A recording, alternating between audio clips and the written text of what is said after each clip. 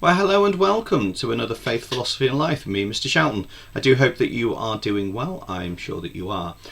Today what we're going to think about is we've been thinking about Easter and Holy Week and mysteries of faith, and today we're going to think about light. And you might say, Mr. Shelton, how does light fit in with this unit? Well, that's a really good question.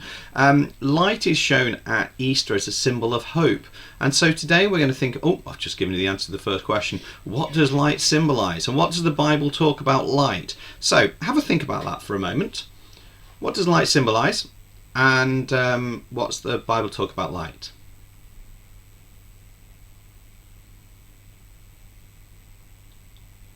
Okay, so light is a symbol of hope, it's a symbol of resurrection, and there's lots more other things about light as well. And what's the Bible say? Well, the Bible says this: you are the light of the world. This is what Jesus says. A city on a hill cannot be hidden. So you are people that should shine the light of God to others if you're a Christian.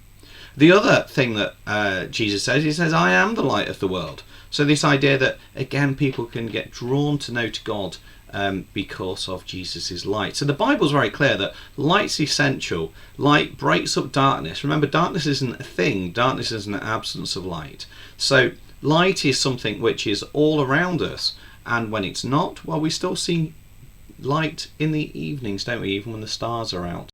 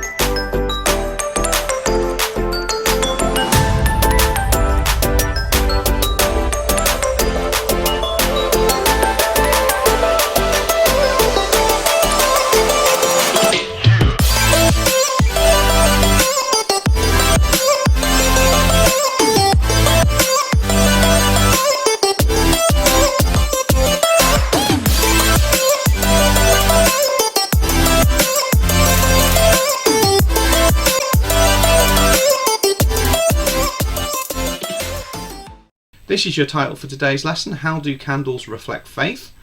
So if we can make sure that you get that down, as always, do pause me as we go, and please send any of your work you do to your teachers. So we're going to explore how candles show Christian belief. Okay, our learning outcomes are a good outcome if you recognise three Christian symbols. Great if you can explain how light demonstrates Christian faith, and even better if you can evaluate if you feel which symbol best represents Christianity as well.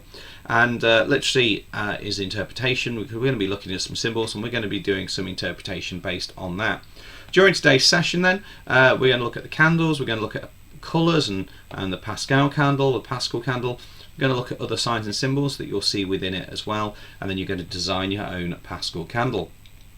So, to start off with then, here's some information for you. You may wish to write it down, you may not, that's entirely up to you. Don't just copy it, there's absolutely no point doing that. What I want to do is to give you some information as we go. So,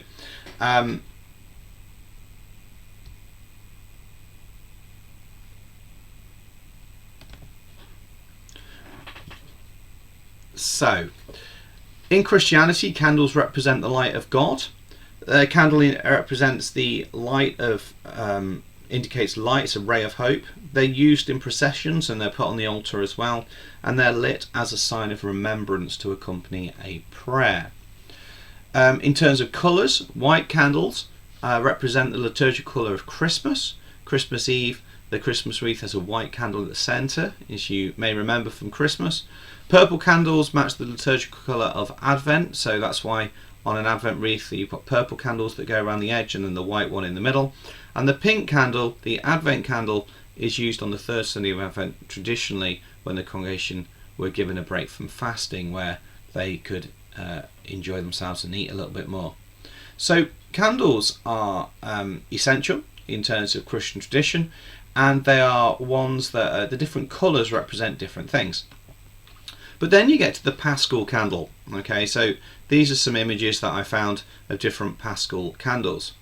The Pascal Candle is known as the Easter candle. It's not just used at Easter, it's used at baptism as well, and sometimes lit at funerals. But it's known as the Easter candle, and we know that Easter's, as we've talked about already, is resurrection. So it's about new hope, new life and hope.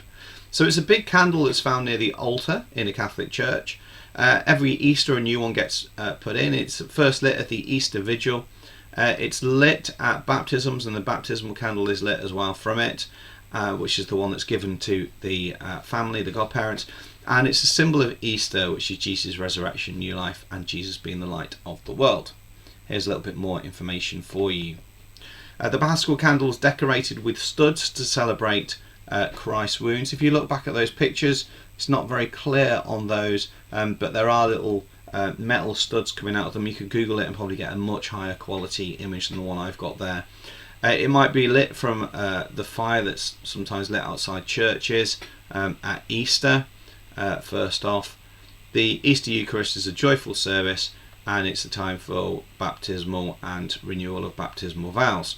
So all of those are key bits of information with regards to why the Pascal candle is used. Now, if you look very carefully at it, you will see that there are a number of symbols on this. So there's the A and the Omega, the Alpha and the Omega.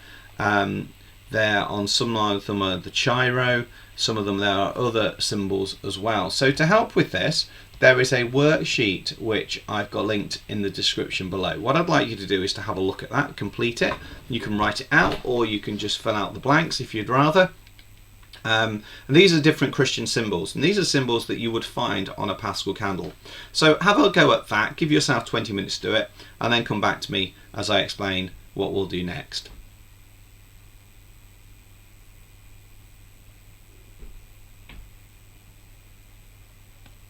Okay, so with that sheet done, what I'd like you to do is to design your own Pascal candle. It's as simple as that. So you're going to draw a candle, and then you're going to draw on it the different symbols that Christians might use. You need to label them and explain which symbols you've used and why you've used them, and maybe do a little evaluation if you get a chance. Which symbol do you think best represents Christianity and why?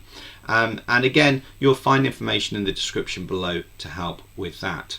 So I'm going to leave it there. If we think back to our objectives, we've clearly met our objectives today, which is superb. So I'm going to leave it there as to say thanks for your time. Take care of yourselves, stay safe, wash your hands, God bless you, and I'll be seeing you soon.